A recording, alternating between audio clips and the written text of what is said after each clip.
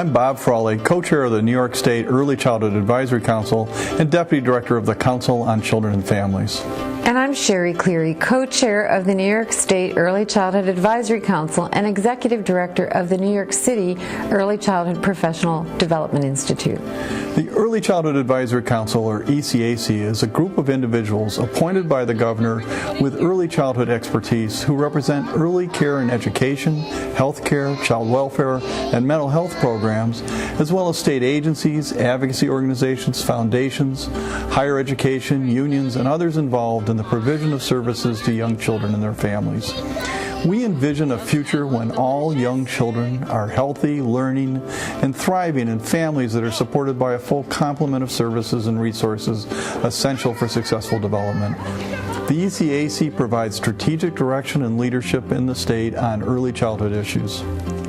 Together, we work to support New York in building a comprehensive and sustainable early childhood system that will ensure success for all young children. Integral to this work is the establishment and implementation of Quality Stars New York. This important initiative creates a universal rating and improvement system to be used in all settings that serve young children.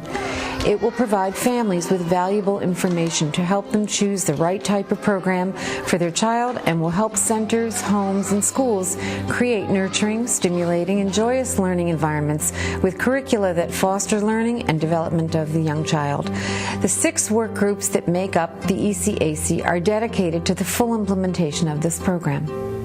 We hope that after participating in this video conference, you will join us in supporting the implementation of Quality Stars New York because of the tremendous benefits it'll bring to young children and their families in each of your communities.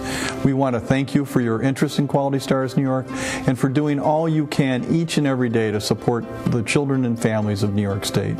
Enjoy the program.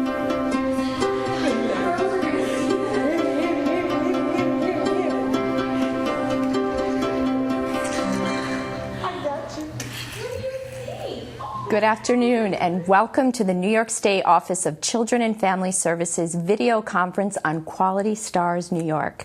I'm Colleen Farragon. Thank you for joining us to discuss Quality Stars New York. This afternoon, we'll be finding out about this valuable program for helping New York centers, schools, and homes improve the quality of care we give children each day. We will be investigating Quality Stars New York State's quality rating and improvement system. We'll be giving a brief overview of the program, discussing the field test, and presenting a summary of the field test evaluation and findings. Now joining us to discuss Quality Stars New York are Janice Molnar, Meg McNiff, and Ann Mitchell.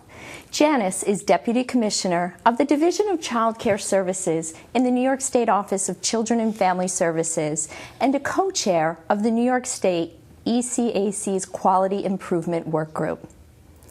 Meg is the project coordinator of the new Office of Early Learning at the New York State Education Department. She has designed and facilitated curriculum for pre-kindergarten through 6th grade classrooms and has special expertise in early childhood education, literacy instruction, and curriculum that integrates the arts. Meg has also played a leadership role in the design and management of the LEA Final Scope of Work review process.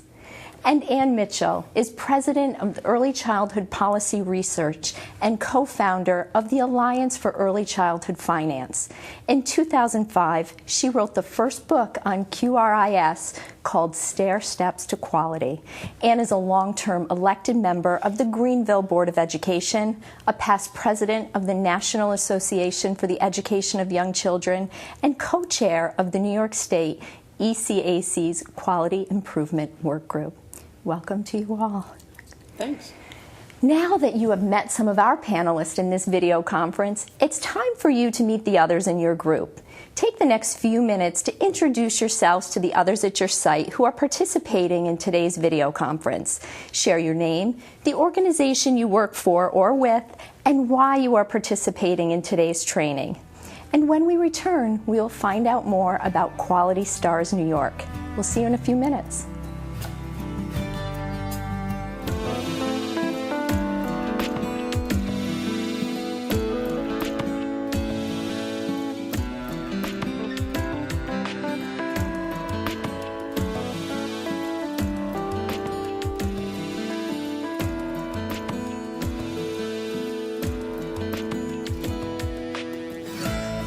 Welcome back. We hope you enjoy meeting some of the other participants at your site.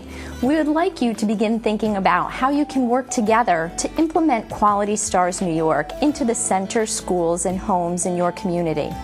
Let's find out what Quality Stars New York is all about by watching a video. This video was developed by the Winning Beginning New York Coalition in partnership with Citizen Action to provide a brief introduction to why a quality rating system is important. WBNY is a statewide early care and learning coalition and is working in partnership with Citizen Action of New York to build critical support for this program. The video features a director of an early childhood program that participated in the field test, a parent, and a representative from the J.P. Morgan Chase Foundation. Let's watch.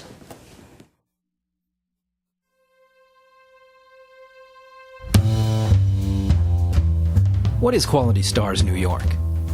To better answer that question, let's use our imagination. Imagine you're going on vacation. You need to choose a hotel. How do you decide? Simple.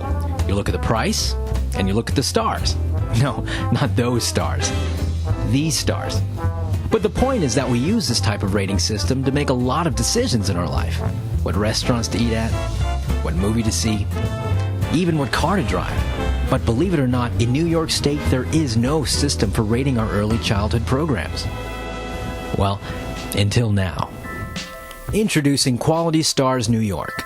This is a voluntary 5-star rating system that not only helps parents make better choices, but will also help teachers to strengthen their programs, improve children's learning, and even help spur New York State's economic recovery. And best of all, it works. 24 other states have adopted similar rating systems and have achieved measurable results. New York State can't be left behind. In the next few minutes, you're going to hear from a few of a growing number of supporters on why New York State needs Quality Stars New York now. My name is Khadijah Tips, and I'm a working mother, so quality childcare is critical. My childcare search was an ordeal. I didn't know what to look for. I didn't know what constituted quality. I got put on wait lists. I got some callbacks, mostly not. A lot of my calls went unanswered. I visited places that were no longer in operation. Not having a rating system, I wasted time visiting centers that I never should have been at in the first place. If Quality Stars would have existed when I started my search, my whole journey would have been entirely different. It would have saved me time. I wouldn't have missed work. I would have had a good reference point where to start. It would have given me some information about what it is to look for. Quality, affordable childcare should not be a mission of epic proportions. New York needs Quality Stars now. We know now that the first 5 years are so important because of the neuron connections that happen by the time a child's 5. If those neuron connections are not made by the time a child's 5, they're lost to that child forever. We actually first, when Quality Stars was announced, we first got involved with it because we wanted to know what was going on. We were not anticipating the kinds of things to come out of it that did. You know, they didn't just come in and say, okay, what's right and what's wrong. What they did is they came in and they said, okay, here's where your strengths are, here's where your areas that you could show improvement. And we were able to sit down with someone from Quality Stars, and together we collaborated our plan to make our program stronger. So in the infant toddler program, for example, we were able to make changes in the sensory experience for children. And so what the teachers saw because of that is that children were much more engaged. They were less disruptive. The teachers are coming to me nearly every day and saying, I love my job so much more. I can't believe the kind of learning I now am able to interject in my classroom. And it's just had incredible benefits, and we can see it on a daily basis. It changes for children. There's lots of data, and the research is clear. For every dollar invested in early childhood education, we will see a return of between $4 and $7 in reduced remedial services and increased earnings. These are very tough economic times, and we're all making very deliberate choices about how to invest the resources we have to work with. This system works. It has been successful in many other states, and so we want to catch up and be as competitive as those other states. This is a critical investment to ensure that we build a foundation for our children, that we build a foundation for our system, and that the state builds a foundation for its economic sustainability over time. Children are a most valuable resource, and Quality Stars New York will make sure we're giving them, and those who care for them, the best chances for success. To learn more and to help make sure Quality Stars becomes available for all children in New York State, visit www.winningbeginningny.org.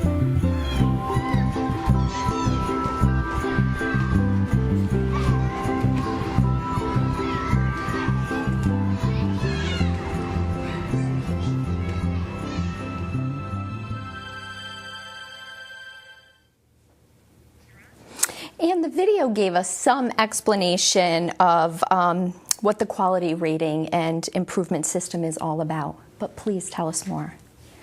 Well, basically, a quality rating improvement system is a way to assess, improve, and communicate the quality of early childhood programs. And it consists of several elements. Some are focused on the assessment and improvement of providers, the supports that they need. Some of it is the financial supports that help to support the cost of quality. And some of it is the communication to all of the consumers of early care and education, which includes families who are making choices for their own children, as well as public agencies that put money into early childhood programs and need an accountability system. So basically, assess, improve, communicate, and it's an accountability system that works for every kind of program. Okay. Well, since the first one in Oklahoma in 1998, 23 states and the District of Columbia now operate statewide QRIS, and in all 27 other states, as well as some other territories, they are planning or piloting them, so it's in the works. A QRIS affects the early care and education market through three major avenues: quality assurance. All QRISs have progressive quality standards based on research and best practice with monitoring and assessment. And usually there are 3 to 5 quality levels. Now, supply side interventions. Supports are provided for programs such as technical assistance on conducting self-assessments and developing quality improvement plans. Professional development is offered to personnel to enhance their knowledge and skills and increase educational qualifications. And financial incentives are offered to providers to encourage improvement, and significant ongoing financial awards to help maintain higher quality. And demand-side interventions. All QRISs use easy-to-understand symbols for the ratings, usually multiple stars. Now, the star ratings of programs are publicly available, and financial incentives are offered to reward consumers who choose higher quality. So now for the history of QRIS in New York. Well, we started in 2005 to explore a quality rating system, and about 50 to 100 people over time came together under the auspices of the New York State Child Care Coordinating Council, which is now called the Early Care and Learning Council. And we brought in people from other states. We had various committees, and we basically worked on developing the basics of the program. There was a lot of work on standards, there was a lot of work on the financial aspects, and we've now come to the place where we've moved into having a field test and being ready to talk about implementation. Okay, with support, information. With support and information. I think that there's two parts of QRIS that are really sort of revolutionary. One is the graduated set of standards. It's not just one thing, everybody has to meet it, yes or no. It's a pathway, it's a stairway to quality.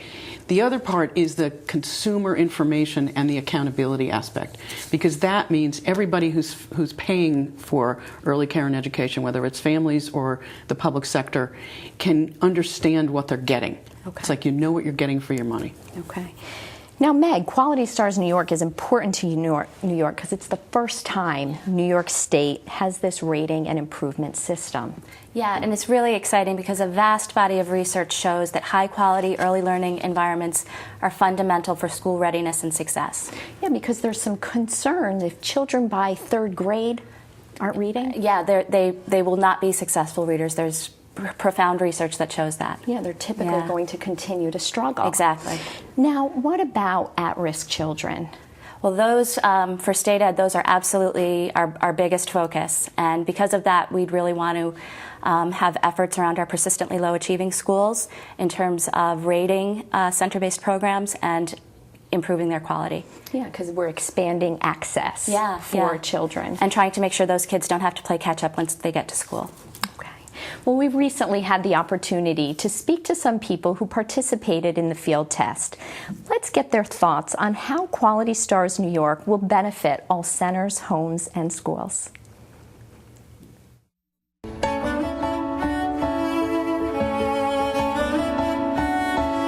It's circle time right now, and then we're going to play in center. Then we're going to have gym with Mr. C and Mr. C, and then we'll get outside because it looks like a beautiful day out there. The Quality Stars New York program will make programs across the board better. All the studies have shown that good early childhood programs lead to success in life, success in education, success in learning, and this way the Quality Stars will provide that. One of them hatched. Hey, reading starts with R. That's right, reading begins with R. You can choose what school you think will best fit your child, so I think it will give them a better idea of where they want to send their kids and what they're looking for. The participation in this program will impact parents and children because what we learned that we can do better, we'll do better. Allegiance to the flag of the United States of America and to the republic. By looking at our programs through this, magnifying glass and really having a good idea of what's happening all throughout the day and all throughout the program and making sure that it's quality and exemplary for the children, that's the purpose for this, and that's why we're in education. The Quality Stars New York program will make all programs better. It is a measured sense of quality for parents and consumers to understand how important early childhood is across the board.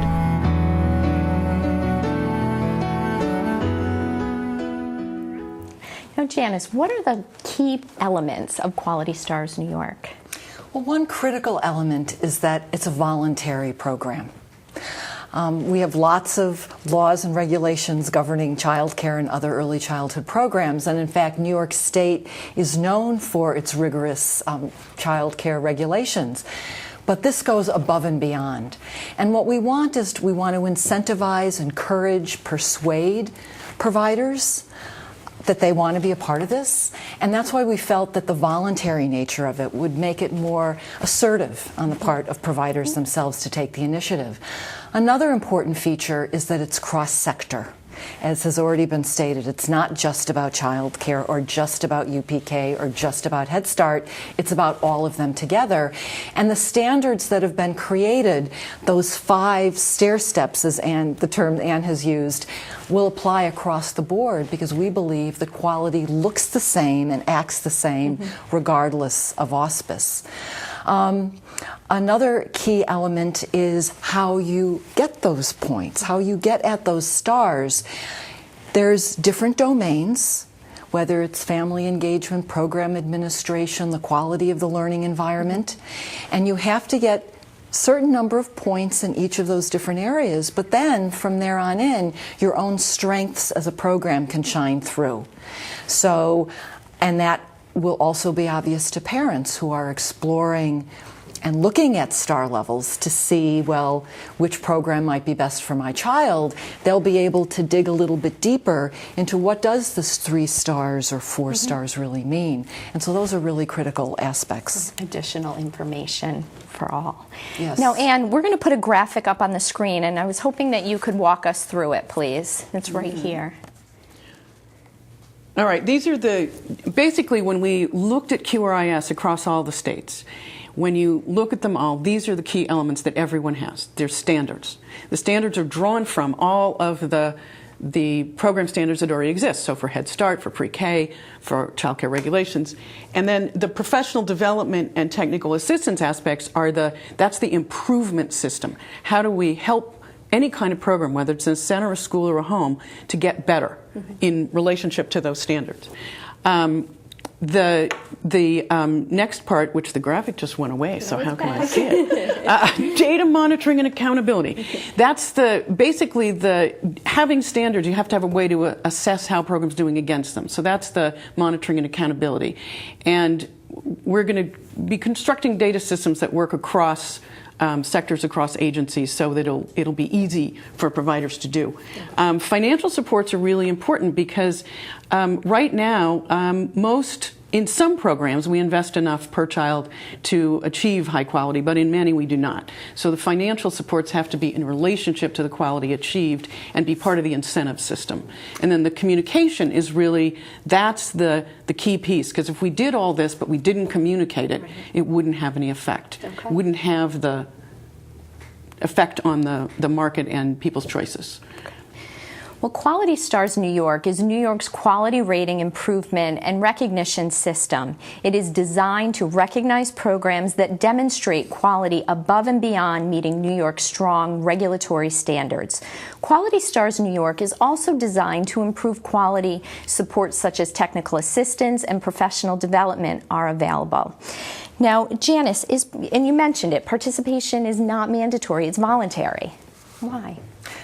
Because we have our regulations and our statutory requirements are just that. They are mandatory.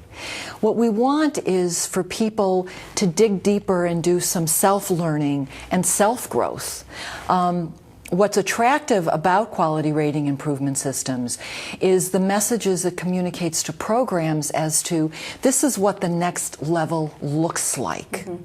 It's not just all or nothing.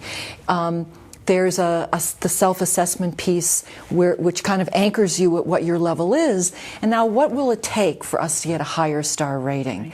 So it's that motivation piece, so there's that ongoing engagement. Planning that programs right, the planning, and then the wraparound supports to where we will be working with providers, with programs to help them take those next steps in quality improvement.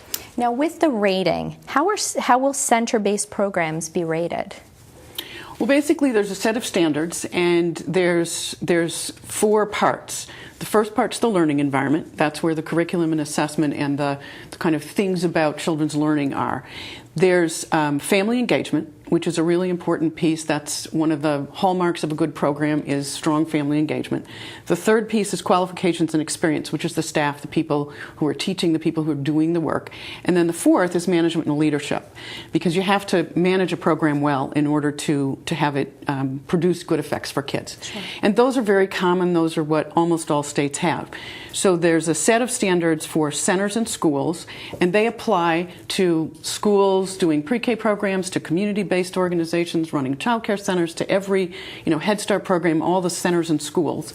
And then there's a related set of standards that has the same 4 categories, but has slightly different for home-based programs, because we have group and family and group providers who take care of children in their homes. And that's a very different thing than working in a center or school. So the management and leadership aspects are a little different, but the same categories. Okay. So that a family who really wants to find a program that's great on parent engagement can find one in any setting. In either of the modalities. Now, school-age centers, they were not included in the field test. Why not? Actually, we've been having discussions since the beginning in 2005. We've had the school-age community in New York involved in this. At the point when we were beginning to invent Quality Stars New York, the school-age community was in the process of developing their own accreditation system for school-age programs. So they've now tested that, and we are now actually beginning to have the conversations about developing the standards for school-age programs. And I would suspect they will follow the same 4 areas, but they will be relevant to school-age programs, and we'll develop them together. Now, Meg, I'm thinking, what do you anticipate then the benefits would be for school-age programs? participating? Well, even now, with rating the center-based programs, anything that promotes school readiness and exposes kids to high-quality early learning programs is going to set them up for success in formal schooling. And what I would also anticipate is that Quality Stars will be looking at before and after school programs so that, children will have cohesive educational experiences that are of high quality. Absolutely. Yeah. Well, we expect there to be supports for quality improvement for the program and provider, as well as financial benefits of being part of the Quality Stars New York program. So can you tell us about some of these expected benefits? Sure. The primary benefit is being in a supportive environment to improve quality. States do financial benefits in a variety of different ways, and they come in. One form is grants and awards to help improve the program in terms of things like buying equipment or sending staff to college, improving qualifications. There can be supports that are related to, we can design supports that encourage low-income children, programs that serve low-income children, disadvantaged kids, to be more likely to voluntarily get into Quality Stars New York, and that's an important piece. I think the main things are that there's a variety of ways to do it. One of the ways that many states do is in their child care subsidy program, there's a higher rate for programs that are in their quality rating system. That's one way to do it, but you need to have a variety of supports in order for it to work. Okay. And in New York State, we haven't figured it out yet. We're looking to other states to get ideas, to get suggestions, to look at what we might adapt to New York State given our circumstances. Sure. Yeah. Right. I mean, we're inventing this part as we go. Exploring, that's great. Now, Meg, I'm thinking about universal pre-K programs. How about some benefits for them? Yeah, absolutely. I mean, this will definitely benefit. And, with the Common Core standards in ELA and math that were passed this year, the pre-kindergarten standards, the teaching standards, then if we get a quality rating program coming in to improve program quality, it's going to be a win-win for the kids. Great. Yeah. Now, although aspects of Quality Stars New York are still being developed, we are launching this public information campaign so that consumers and funders, policymakers, planners, and others are aware of Quality Stars New York star ratings. Now, while this campaign is continuing in development, we intend to implement the following: a statewide website that includes information on Quality Stars New York, as well as a searchable database of rated programs, a listing maintained by child care resource and referral agencies of the Quality Stars New York star ratings of child care programs in the CCR&R's geographical areas, and materials through which individual early care and education programs can choose to make their Quality Stars New York rating known, including banners, brochures, staff and parent handbooks, press kits, their own website, and other public relations options. Now, will the ratings have any impact on funding for each program?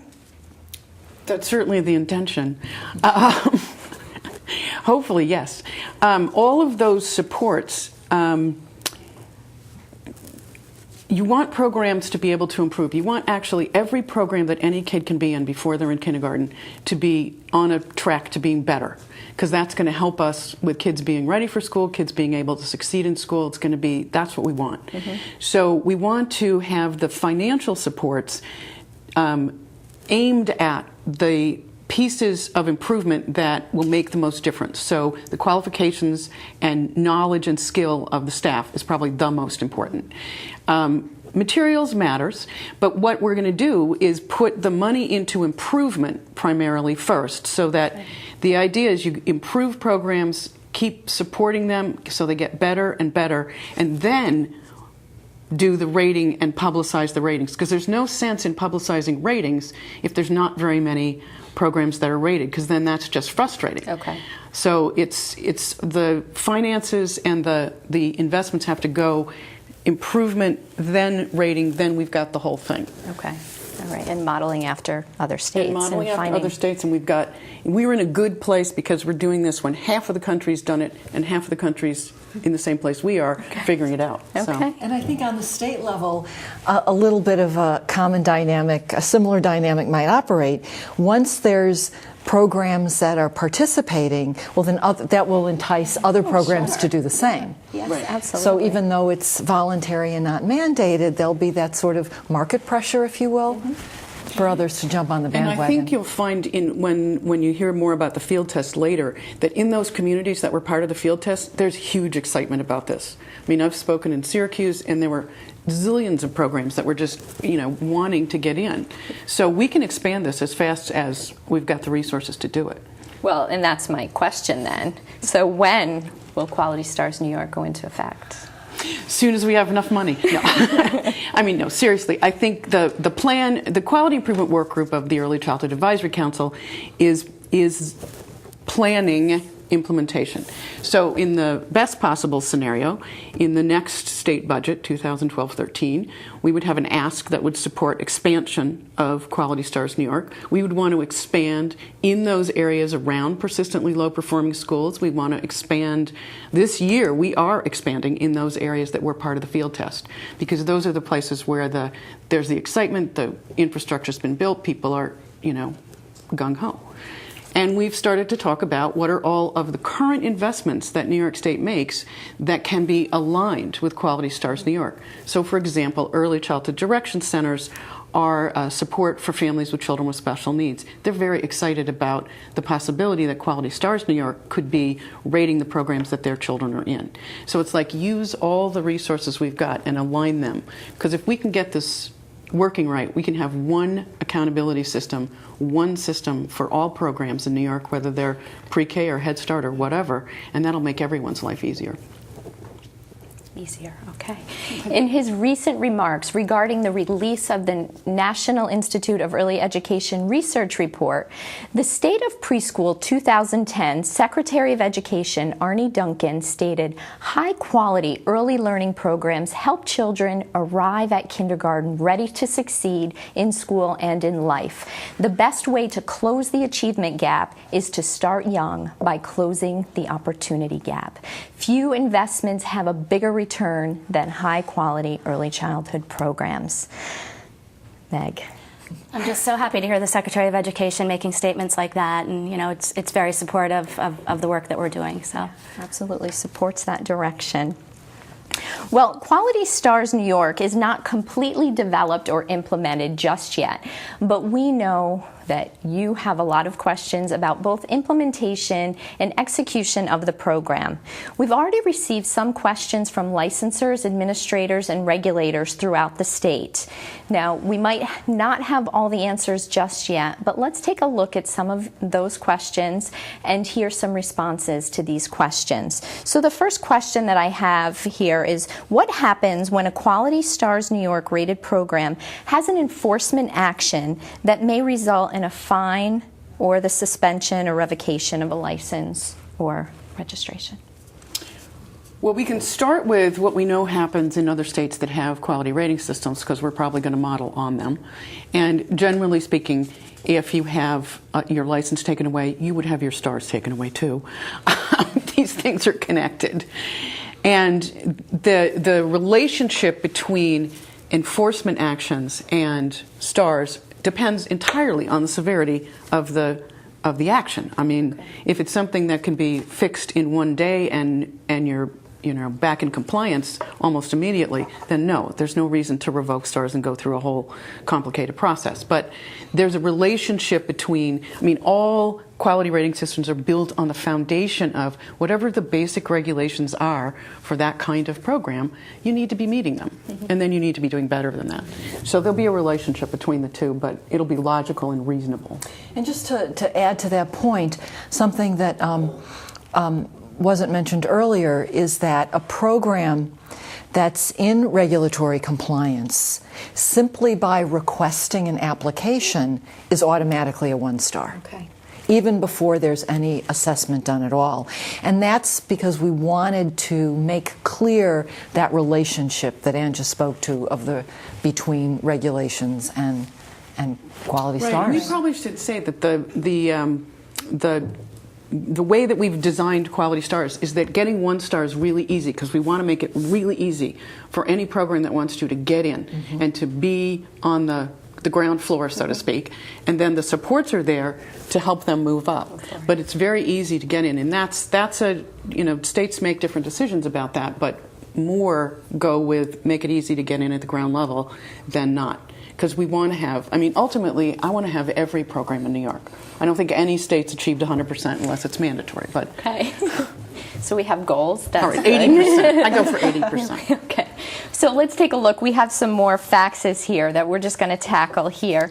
So what kinds of checks and balances will exist so that there isn't a huge mismatch between star ratings and regulatory violations? Well, we haven't figured out yet exactly how that will work, but we know that we will want to do some crosswalking between stars and the kind of assessments, the quality assessments, and how things look from a regulatory perspective. By pulling information and data from the different regulatory systems and from the database for Quality Stars New York and put them together so that there isn't a gross mismatch, and there shouldn't be. When you really think about it, there really shouldn't be. Well, because the standards, in fact, for Quality Stars New York were built on the foundation of the regulatory standards. So we took into account all of the items that are in the regulations already and said, don't need to talk about those. We need to create standards that add to, that build upon, that move up from. Because the idea is we're trying to reduce duplication and overlap. So you wouldn't want to have the same standards in Quality Stars New York as are already in regulation. Now, this is a question from the licensors. Curious about what their role will be in Quality Stars New York. Well, as we think about it, we've designed or thought about a firewall, basically, that our licensors would not be the same individuals, or our other regulators in child care at least, wouldn't be the same individuals to assess the quality for the purposes of a Quality Stars rating. At the same time, we would hope that quality improvements would kind of slide over and lead to more effective programming across the board and a greater sensitivity on the part of providers to their own regulatory compliance in addition to what they need to do to improve program quality, so that from a licensor's or registrar's perspectives, what we would hope to see is that their lives would be made easier, that programs would be more effectively operating, and that it would be a complementary relationship. I think that's absolutely true, and it's the same with the State Education Department and the monitoring of pre-K programs. Like, Quality Stars can make it easier. If every pre-K program has a rating, then everything's easier. The other thing to think about in terms of, there are pieces of the infrastructure support for Quality Stars that are going to, by definition, make licensors' jobs easier. So, for example, when we have a personnel registry that keeps track of each individual's professional qualifications and sort of professional development and continuing education, then it's a piece of cake to know what the qualifications are from a licensing perspective to meet the regulations, because there'll be a report that's easily available. It'll save them a lot of time, because right now I think they go through files and pull out transcripts and all of that. Okay. We have a fax that just came in from Buffalo, and it's related to accredited programs by NAEYC. Is accreditation by NAEYC guaranteed a 5-star rating? And if not, why not? Well, as the past president of the NAEYC, I think that I should definitely take that question. That's yours, Anne. The design, when we put this, there's a variety of different ways that states include national accreditation. One is to say, if you're nationally accredited, you're automatically whatever level, usually the top. Or that being nationally accredited counts for a lot, and you have to do a couple of other things that the state says, but it aren't in accreditation. But this, what we said in New York was, we think that programs that have met national accreditation standards probably should be automatically a 5-star program. Now, we tried to test that out in the field test, and I don't believe, you will have to ask the field test mavens later, but that we were not able to figure out whether that's actually right or not. Okay. So we got to work on it. Okay. But I think what we are doing is New York is going to be involved in an exercise with the National Association for the Education of Young Children to see how do we crosswalk our QRIS with NAYC accreditation standards so it'll be easy. Let me ask this question because it's on here too, and maybe we could wrap it in. So how is NAYC involved in the structure of Quality Stars New York and center assessment tools?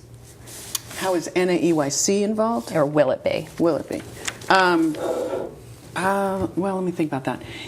What we're going to try to do, I mean, we have a project that we're beginning that will take the criteria that are NAYC accreditation criteria, match them to the criteria that are in Quality Stars New York, so that a program that's achieved accreditation will automatically have met all those standards. The only things they would have to meet are things that are above and beyond that aren't in, like having an environment rating scale score is not an NAYC accreditation criterion. Right. So that would be an addition. But it would go the other way, so that if you were a program in Quality Stars New York, you've met a serious number of criteria in the 4 standards categories, and that would feed into your NAYC accreditation application. So we're trying to make them work together. Okay. Okay. Next question. How will violations or enforcement affect rating? I think Anne tried to address that a little bit earlier, where it depends. It depends on the seriousness of the violation, the nature. But if a program is an enforcement, which means that there's been some consideration of taking a more punitive action, either imposing a fine or even suspending or revoking a license, that's a whole nother level that would probably kick in a process of revisiting the star rating. Okay. There wouldn't necessarily need to be a relationship. If you lose your license, you lose your stars. That's the way it works in every state, I know. Okay. All right, I have another question here, and some of these may cross over, but as questions come in, I just want to make sure we hit everybody's question. So how will the raters work with licensors and registrars? So the people going in. Well, maybe we should take that one again from the perspective of what do other states do.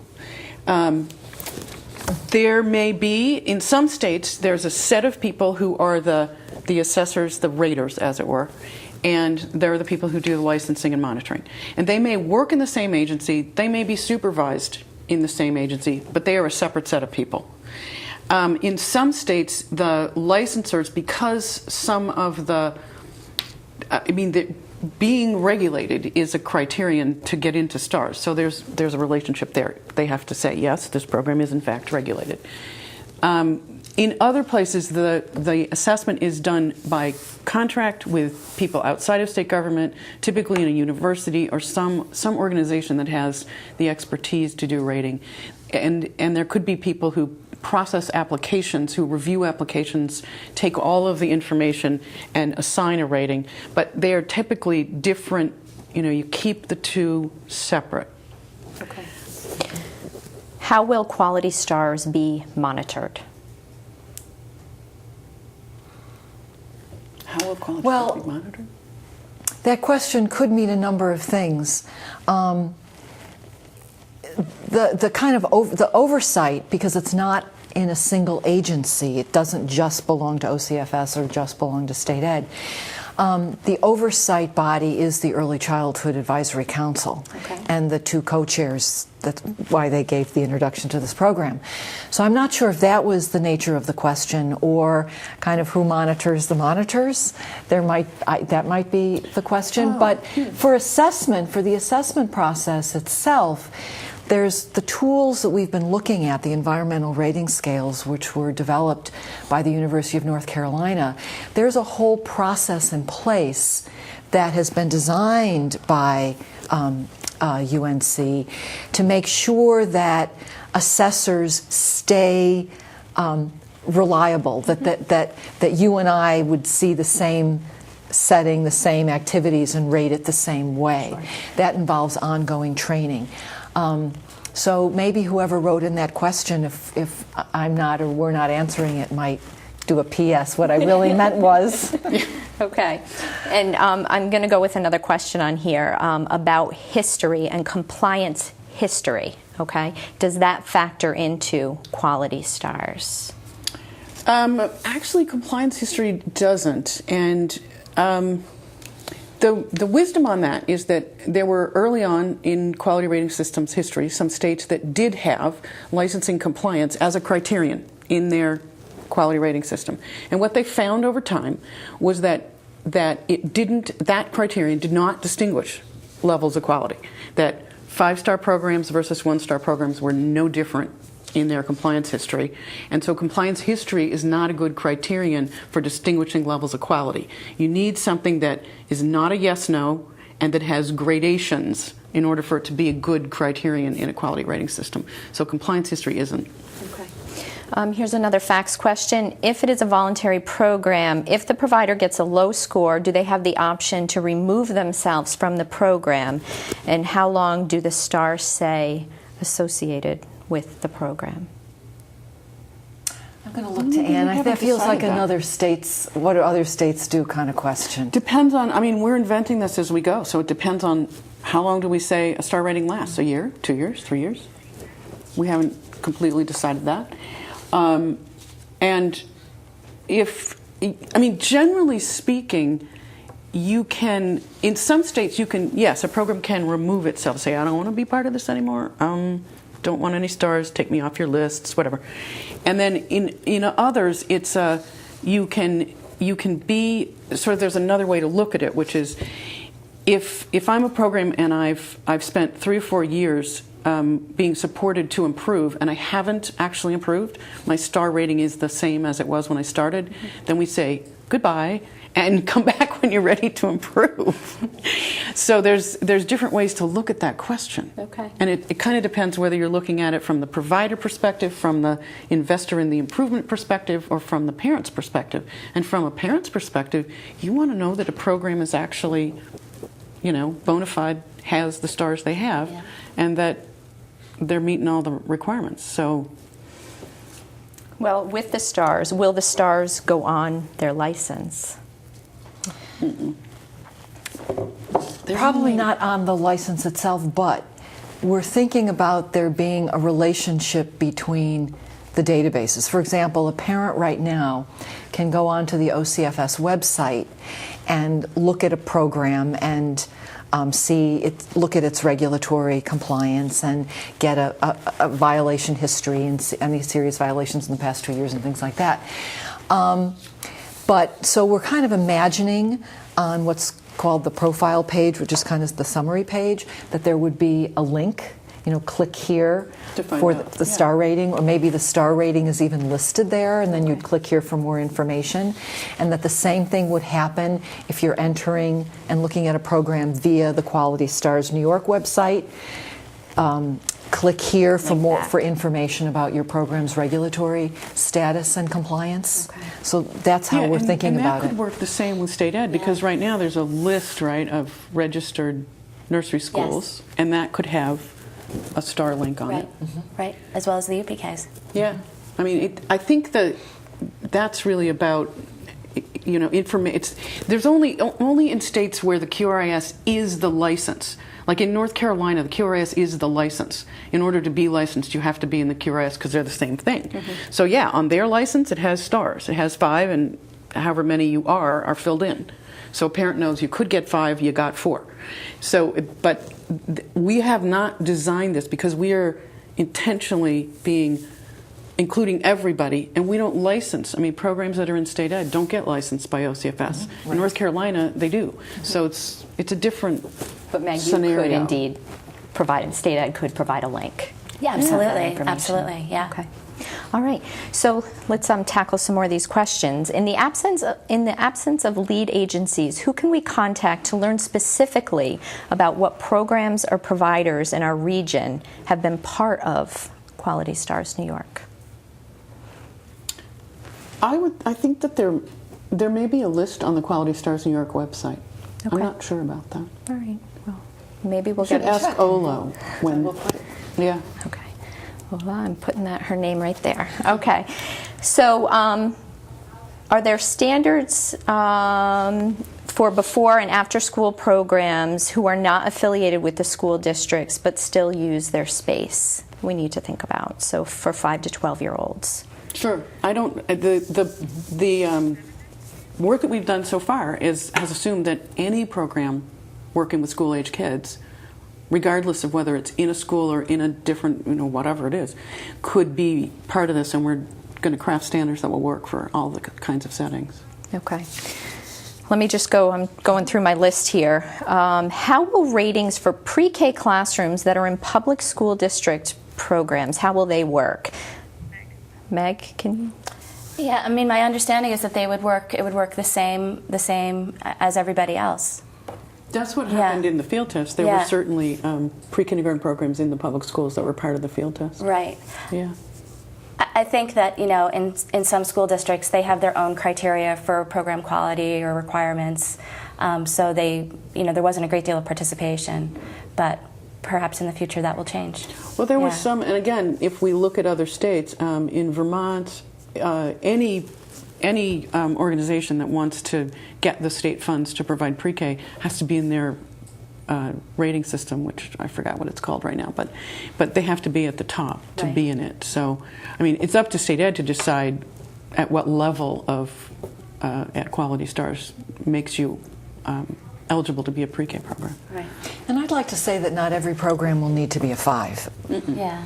That we want to see good programs. Every program doesn't have to be a knock 'em dead excellent A++ program. We want good, solid programming for children. And so we don't want to devalue what 3 stars might mean. And so I think that's really important too. Any program that's working to get stars is improving. It is going to be better than what it was before. And that's the point. There's a range. I mean, the range of quality from 2 to 5 it's all better quality than what we had before.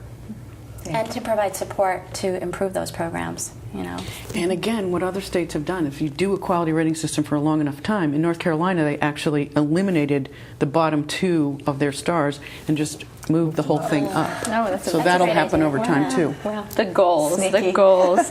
Now, there have been some concerns over the use of the standardized instrument like the ECHRS for assessment when programs are different. So my notes here say particularly for special education classrooms. What are your thoughts? There are items in the environment rating scales that are specific to special education.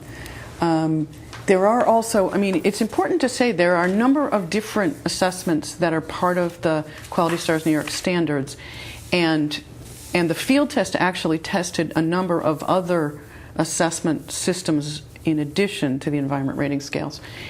And there are a number of assessments like family strengthening assessment, a cultural competence assessment, some others that are meant to be self-assessment for program improvement. And there'll be a lot of training and professional development around what those assessments are and how to use them. And so I think the environment rating scales are used in every QRIS that currently operates. And they may be used in slightly different ways, but they're in all of them. Okay. It's important to say also that the environment rating scales come in, there's a version for school age programs, there's a version for infants, classrooms for toddlers, there's a version for preschoolers, a version for family childcare. So, it's not you're not trying to take a center-based scale and apply it inappropriately. And there's another advantage to using a tool like the environmental rating scale or set of tools that are used so widely across the country, which is that New York State will be able to compare ourselves to other states and to other users of the environmental rating scales. How are we doing? Is a really important question. I think there's a lot of interest in knowing the answer to. Now, will the field test environmental rating scale assessors report licensing violations? The way that we're thinking about that, and it's a work in progress, is that serious violations, and serious is one of those things that with training you know it when you see it, a responsible person would report those. And certainly in the extreme cases, if we think, or if a visitor, an assessor thinks that a child or children might be in danger, I mean, there's just absolutely no question whatsoever. It's that gray area in the middle where this is not a licensing visit. This is a quality assessment visit. And so what will be required, and again, we're still thinking this through in terms of the support and professional development, is that if it's something that can be pointed out and corrected either on the spot or very easily, done, doesn't need to be reported.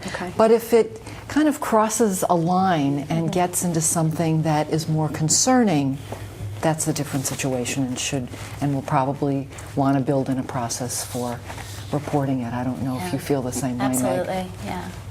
Okay. Now, here's somebody who's really excited. Can centers enroll in Quality Stars now? Well, would that they could. I think the truth of the matter is that in some places there are going to be more programs, and it depends entirely on the money. In Buffalo, there's a particular private funds been set aside to work with programs in the Buffalo area, so there will be more than were in the field test. I think there's some discussion about other public funds that might expand, but that's the whole point, is we want to be able to ask the legislature for funds to be able to expand, because there is desire for more programs to get in. This is a question about linking with OCFS's 9 areas of training. Will Quality Stars New York work with those 9 areas of training? Will it be linked? The short answer is yes. There's a lot of thinking going on. We've got our 9 training topic areas that are in statute, so they're not going away anytime soon. But they can be grounded in principles of early learning guidelines. They can be grounded and linked to some of the areas that the Quality Stars standards are supporting, because we've got child development as one of our training topic areas. Program development is another one of those 9 training topic areas. So there are lots of places where there can be productive overlap and integration.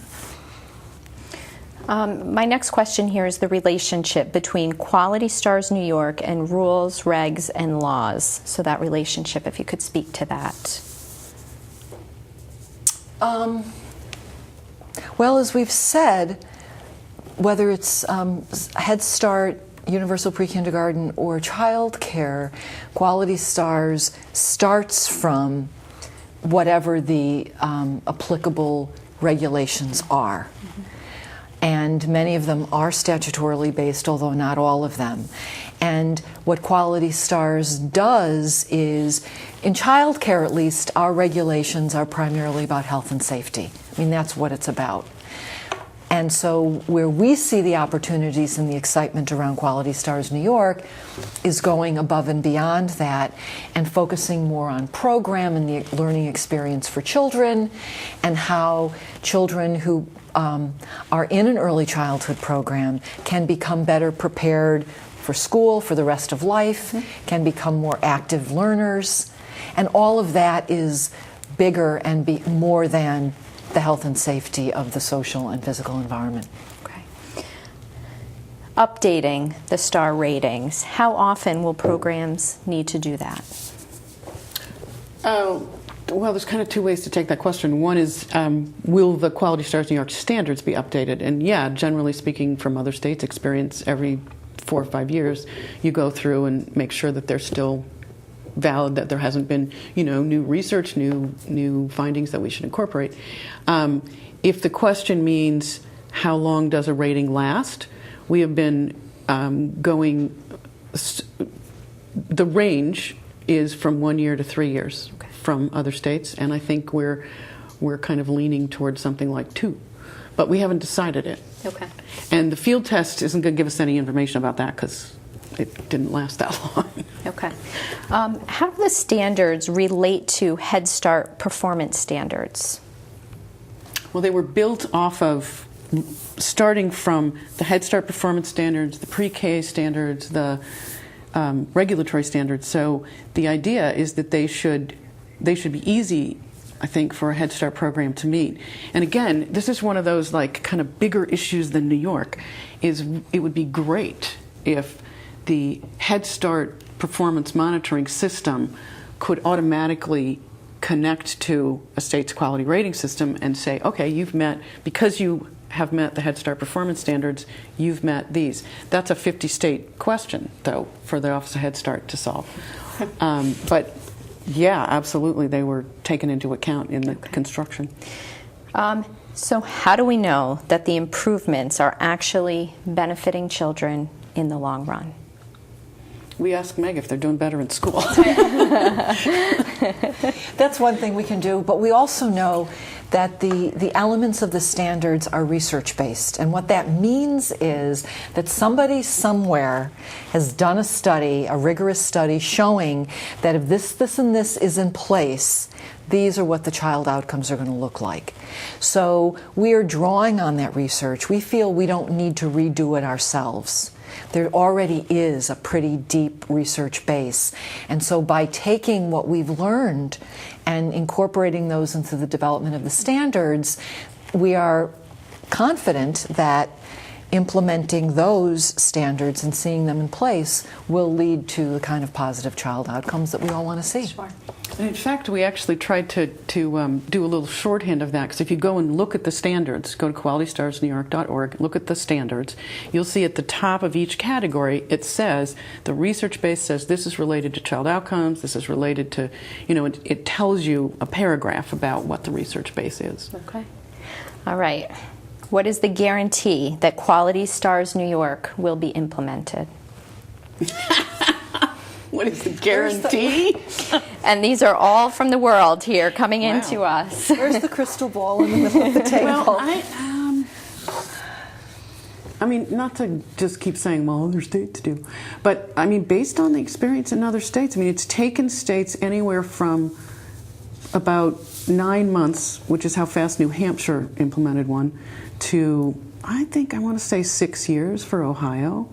So I don't think there's any state that I know of that started the process of developing this that hasn't eventually implemented it. Okay. So I have complete confidence that New York will eventually implement this. And it's a tough fiscal time, though. I think that's what might be behind the question. Mm-hmm. So that may lengthen the period a bit longer for New York State, but I think we're all hopeful that there'll be a turnaround economically. Okay. Well, thank you to Janice, Meg, and Anne for joining us to give us all that valuable information about Quality Stars New York. And you've really certainly gotten our conversations going here. So let's keep the conversation flowing with an activity session. During this activity session, continue the conversation about Quality Stars New York with the others in your group. Get together and discuss your questions, feedback, or comments about Quality Stars New York. Think about the benefits of this program, how it relates to your work, and what you can do to help the implementation process. We'll display a couple of questions on your screen to help inspire your conversation. And please remember to fax in any questions that you might have or any feedback that you want to share so we can address these later in the program. Now, when we return, we will hear about the Quality Stars New York field test and the findings from the field test. And we'll see you in a bit.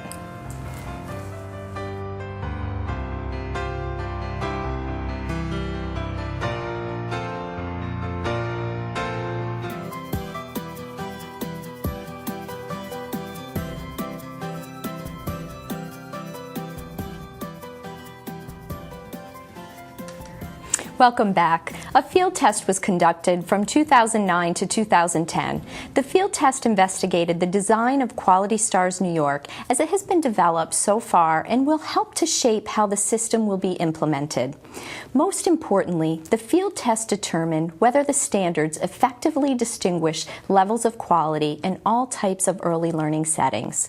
The goals of the field test were to evaluate the ease and efficiency of the process of the Quality Stars New York application, documentation, and assessment system under a variety of community conditions: high support, low support, geographical, program setting types, demographics of children. Validate the standards and the rating scale. For example, the points weighting is accurate and the star ratings distinguish levels of quality. Demonstrate the value or use of community supports for quality improvement, and gather information about what kinds of improvement programs plan to move up in the system, that real plan. This will inform the content and nature of later support efforts. Now joining us to discuss the field test are Ola Friday and Barbara Hogan. Ola is currently a project coordinator with the New York City Early Childhood Professional Development Institute, or PDI. There she managed the implementation of the Quality Stars New York field test. And Barbara joined the staff of the Council on Children and Family Service and Children and Families in January to work more directly on Quality Stars New York and the Quality Improvement Work Group of the Early Childhood Advisory Council. Now, before that, she worked at the New York State Office of Children and Family Services in the Division of Child Care Services. Welcome to you both. Thank you. Thank you. Pleasure to be here.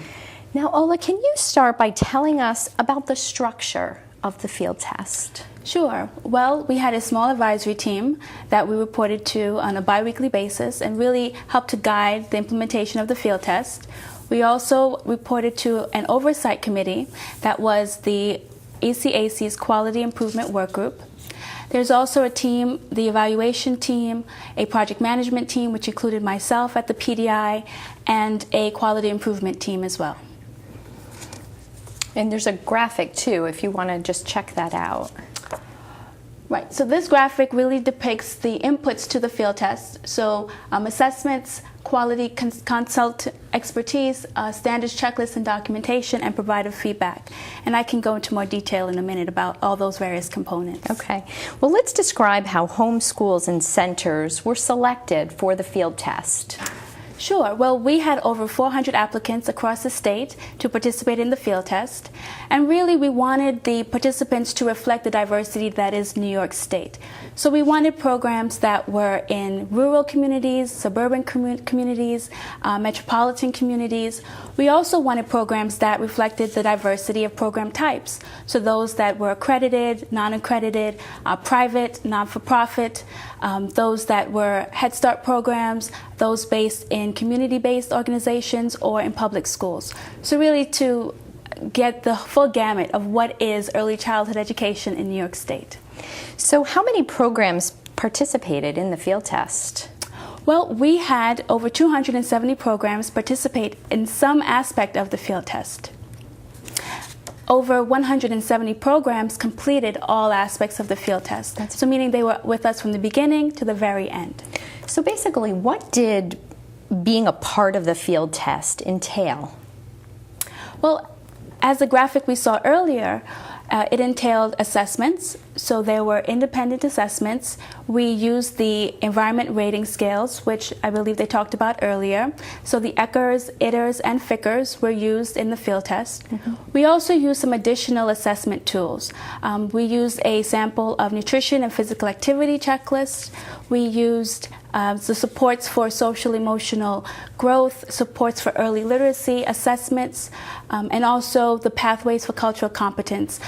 25 programs allowed us to use that toolkit in their programs as well. In addition to assessments, there was a self-assessment with the standards. So that's where programs took the standards and really went through all of the indicators and also provided documentation to prove that they were meeting those indicators. In addition to that, there was the quality improvement piece. So all of the assessment information went into a quality improvement plan where an independent specialist went on site and worked with programs to craft a quality improvement plan that really spoke to their assessments and spoke to their values as a program. And last but certainly not least, there was a lot of feedback. You know, this was a great learning opportunity for us. So all along the way, we made sure to survey programs and providers to get their feedback. We wanted to know what was working, what was not working, and how we can make this program a success for everyone. Now, Ola, in addition to the environmental rating scales, what other types of assessments specifically went into the field test? Right. Well, as I mentioned, there was a nutrition and physical activity checklist. There was some programs were assessed using the supports for early literacy assessment, along with the supports for social emotional growth assessments. And also some infant toddler classrooms were assessed using the program for infant toddler caregivers program assessment rating scale, PITC PARS. Okay. Now, as a whole, was the field test a valuable tool for evaluating Quality Stars New York? Well, the field test did a great job for us in really testing out the standards in particular. So if we thought, as we did, that, say, teacher qualifications based on the research would be a good indicator of quality, and the standards reflect that. If so many % of teachers have certain CDA or an associate degree or a bachelor's degree, what we need to do then is to test out each of those standard sections with the reality of the field test programs. And what we found was we're definitely on the right track with the categories of the standards, with the different modalities of care, but we do need to take a look at the points a little bit. We might have too many points in one area or another. There are some areas where, now that we look back on it and reread some of those standards, we do need to make some adjustments. Okay. Maybe a particular area needs more weight put on it based on what we know and understand about quality now. So the field test has been invaluable, and for any field test programs out there or lead agencies who helped us with the recruiting of those field test sites and programs, we learned so much, and we will still owe them for a long time, I think, for all that they did for us. Go ahead. I would only just add that if folks want more information, they should definitely go to the website where they can read the full evaluation report. There's also the smaller executive summary if you don't want to go through the 100-plus page document. Right, and that website is right on the screen for them as well. Any other important information that you would like to share about the field test? Well, as Barbara mentioned, we learned so much. A lot of it was surprising. Some of it we were anticipating. But one thing we did learn was that programs told us that by going through the exercise of going through the field test and really reflecting on the standards, they themselves learned a lot about quality. And so there was an educational aspect of going through the field test for a lot of programs. And that really made us very happy to know that. And I think programs were happy to gain a lot from the experience as well.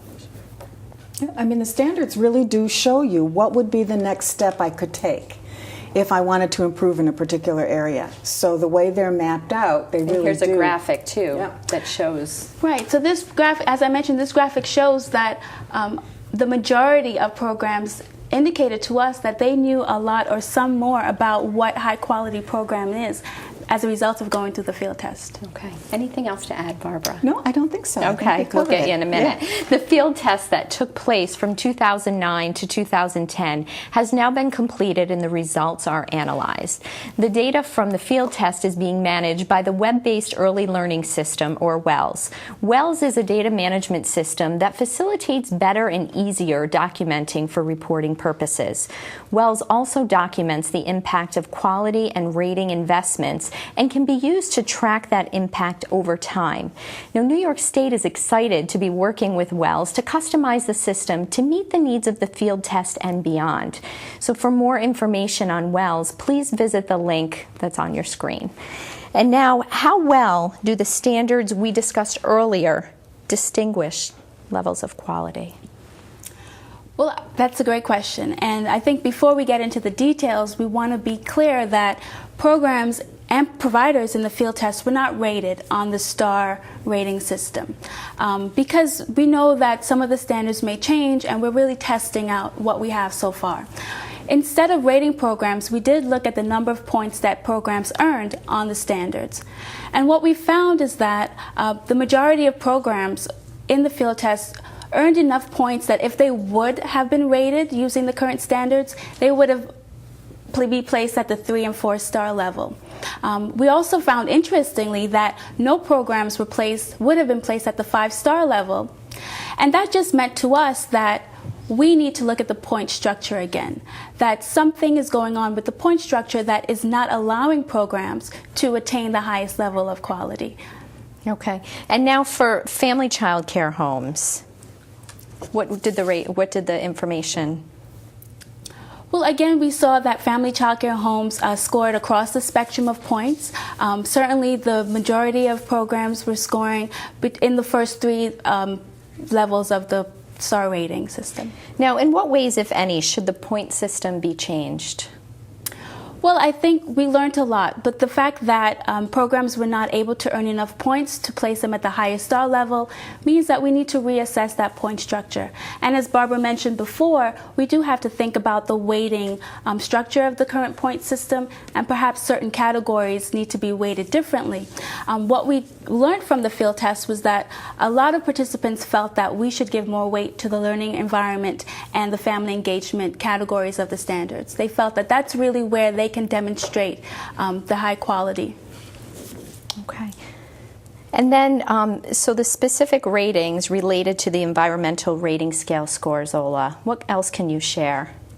Right. Well, I mentioned that all programs in the field test were assessed using the ERS. And what we found was that most of those assessments placed programs in the good to adequate areas of the ERS, meaning that they scored in the 3 to 5 point range. It's a 7-point system, the ERS. So most of our programs scored 3 to 5. 3 to 5, okay. Now, what did you learn in the field test about the importance of Quality Stars New York for participants? Well, I think one of the big things we learned, not just about the importance of it, but over 90% of the people participating in the field test really believed positively that this is an important program and will actually improve quality of programs of all different kinds of settings where young children are. We also found that with the environmental rating scales, those having been completed by an unbiased third party, and I think you saw in the video at the very beginning of the afternoon that when the director from Club Fed was talking about the supports that were brought in based on those scores. Mm-hmm. So it's not always fun for programs to have an observer come in, and we understand it's just a snapshot of the program that day, but to then be able to sit down with someone who has taken an overall look at the program and say, here are your strengths, these are the things that we noticed as areas for improvement, and then to be able to bring resources to that. I think that's what the field test allowed us to do, kind of above and beyond. Yes, so providers are definitely saying that they like that. They liked the follow-up. There were funds available, certainly, to support that, which was helpful. Yes, we were ecstatic to be able to provide funds for actual quality improvement during the field test. There's a Quality Scholars, which is our scholarship program, and that provides resources for participants to take training or get higher education courses, really to focus on their professional development goals as identified in their quality improvement plans. Well, we asked some field test participants what they liked best about taking part in Quality Stars New York. Let's listen. I do. Put some right there. The information that it gave us. I mean, we know that we have good programs here, and we needed, we can say high quality, exemplary programs here, but it also helped us to see and reflect on what we were doing really well and what maybe we needed to improve on. You can have the best evaluation tool, but if you don't have some of the funds to improve it, like materials or training, then you're not going to go any further. So I think it's nice that they did put some stipend and funds into that. 2, 3.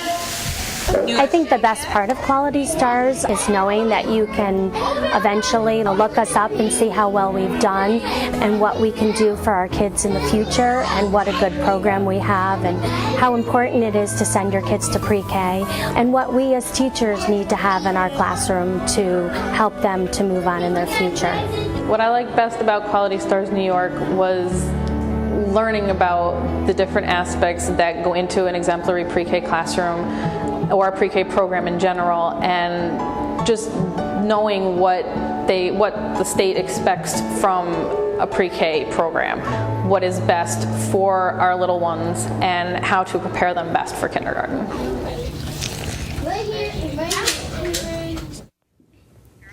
And thank you. I just wanted to mention that we have received so many questions today, and we will be posting the most frequently asked questions on the Quality Stars New York website. So take a look on that after the program or at some point. So now, what was the biggest challenge of the field tests that you found?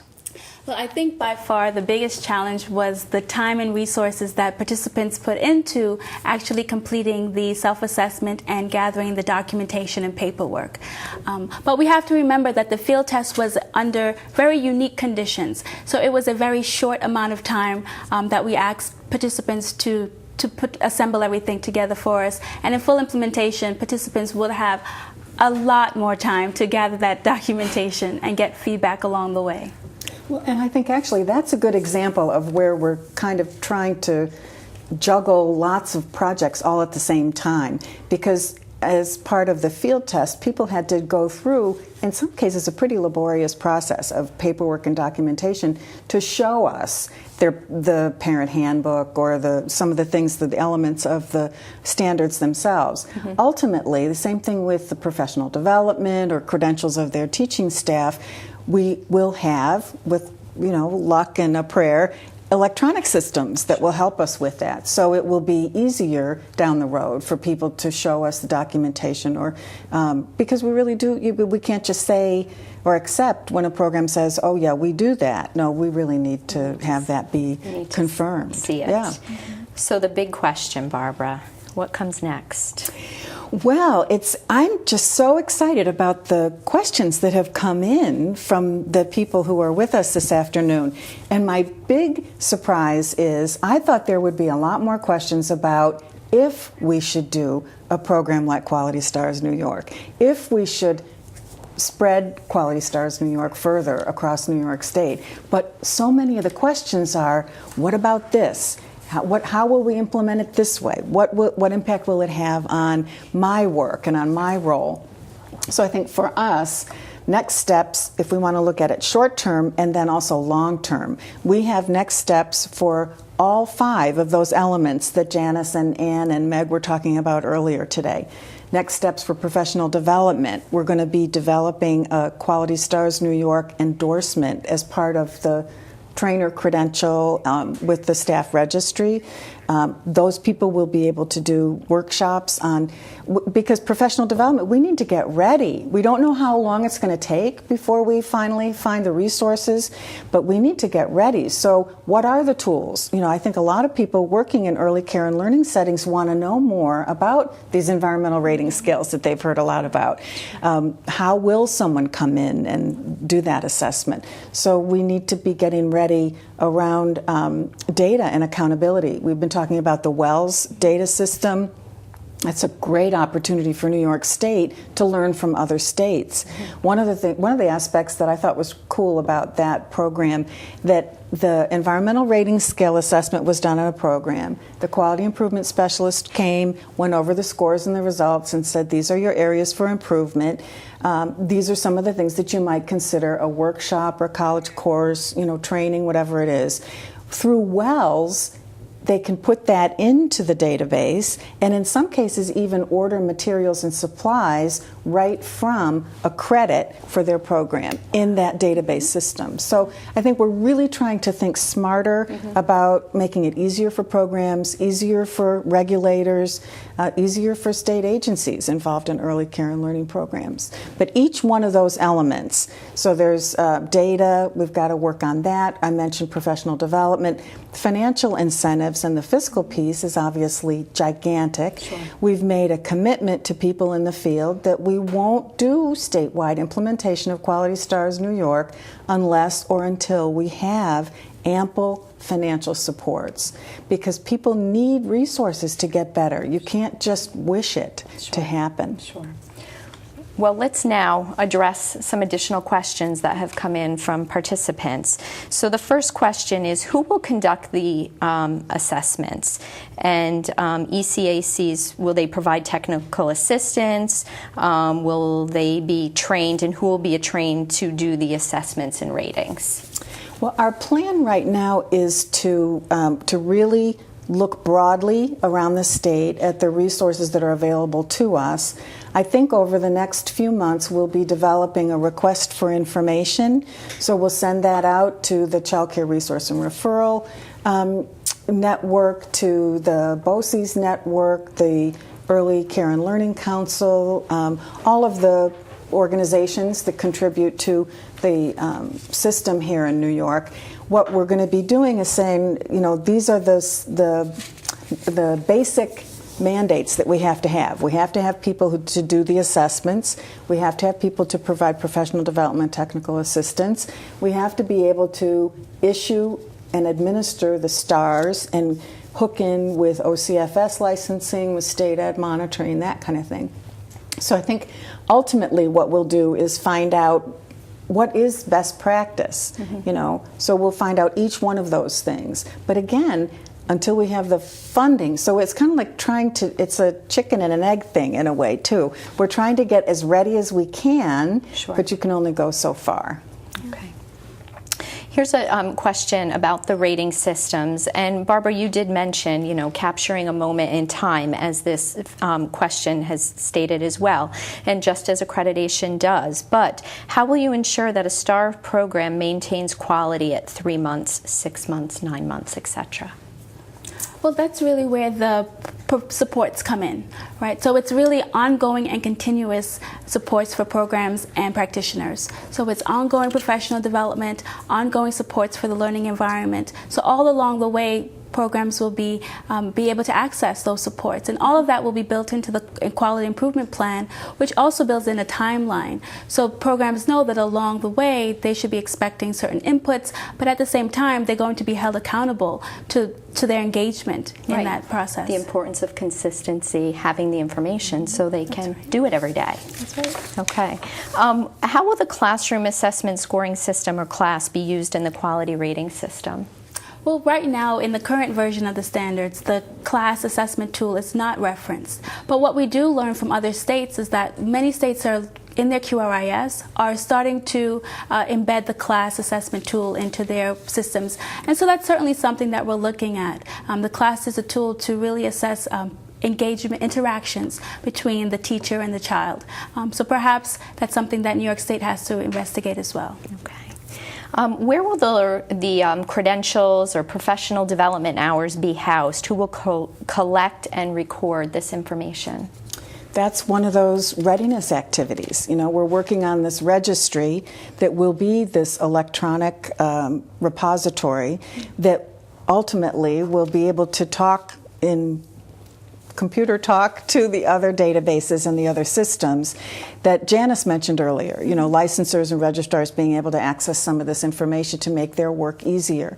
We really don't know where it will be housed yet. That's part of this request for information. We'll put it out to the field and see what people say, see if there are logical organizations that are already doing this kind of work that could be expanded to do this. It needs to be, I think we all agree, in a neutral place. It isn't a state agency function. It isn't OCFS's responsibility to be maintaining a database for all the early care and learning professionals in the state or state eds, but they do need to talk to each other. So. Okay, yeah. I need that. We had a question come in that I just want to give the answer to here. What is the cost of the application and/or to consultants or to the consultants of the program? And basically, there's no fee for that. So we just wanted to share that. And I'm going to get back to our next question here for Barbara and Ola. How will Quality Stars reach at-risk children? I saw this question from before, and I think it goes on about children whose needs may be challenging to the point for the caregiver. Yep, is that they correct? have challenging behaviors. As a result, the program's quality suffers. They feel that potentially the program's quality suffers. What types of support can Quality Stars give to these programs? So maybe children are struggling with social emotional development. And we, if we're looking at this from, the bird's eye view, a program would have received that individual observation, that environmental rating scale, which would have found some of those weaknesses, during that process, and then it's matching the needs of that program with the expertise in the community. So the quality improvement specialist who's been able to do that for the field test sites, that person would again sit down with the program and say, let's create this program improvement plan. These are the things that are necessary in order for you to improve in those particular areas. And as Ola said, then we would need to provide something for the program, and the program would need to incorporate those changes. Mm-hmm. The problem is a quality rating system isn't going to answer every issue in every case in every situation. So it's getting the supports to that program that can keep working with them over time. Okay. Those connections long term. Okay. Oh, Ola. I was just going to add also that, another notion of the QRIS is that all programs, the programs that serve at-risk populations, can really have a chance to improve and to be the best that they can be for those children. So this is really a way for all programs to improve their quality of care for kids, including at-risk kids. Okay. Well, are you still not sure that Quality Stars is the right thing for New York State? Well, let's hear some field test participants' thoughts on why everyone should take part. Tell me, do the roots go down into the ground or do they go up into the air? Down. Down into the ground, good. Then what starts growing after the roots? The stems. I would tell people to participate in Quality Stars New York because that is why we are in education, is for the quality of programming for children. It's all about the children and giving them those experiences, especially in early childhood, early on, to get them ready and prepared and give them that foundation to be lifelong learners. Quality Stars New York can help them achieve a level of care that people will respect, and they will benefit because kids are happy and families are happy. I would encourage all teachers to participate in Quality Stars New York. You learn so much from what they're looking at and your program and what you could be adding to it. They could see something that you're missing and think, oh, that's a great idea. I really need to add that in. So, it really helps to open your eyes to things you might be missing that you never even thought of.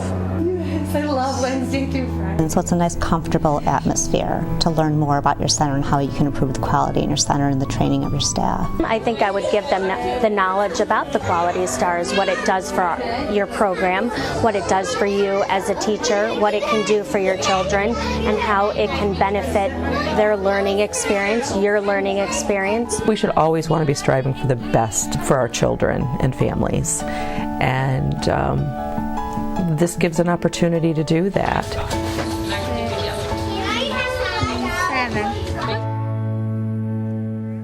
Barbara and Ola, please share some final thoughts with our participants today. Well, I guess I would say going forward, now's the time for us to really tap into all this interest that we've had this afternoon to co-create a lot of the aspects of Quality Stars New York. A lot of the implementation kinds of questions that were raised today, really the answer is as wide open as we want it to be. I think it's time for us to maybe have, Ola and I have talked already about having regional meetings around the state where we can get all of the different neighborhoods in the early care and learning field together to think through some of these issues. What would happen if we did it this way? What would happen if we did it that way? So we get the input and the expertise of people who really know early care and learning frontwards and backwards. I agree, and I would just add that if people want more information, I definitely think they should read the full report. That certainly gives them more context and more history about the work that we did all of last year. And I'm just very excited that we can help to spread the word and that more programs and more professionals are getting educated on this important initiative. Okay. Well, Janice, Meg, Ann, Barbara, and Ola, thank you for sharing your expertise with us today. And remember, Quality Stars New York is a program that will benefit all child care providers throughout the state, as well as children and their families. This program will help improve the quality of care and will help families choose the care that is right for their family. Thanks for joining us to find out more about this valuable program, and have a great afternoon.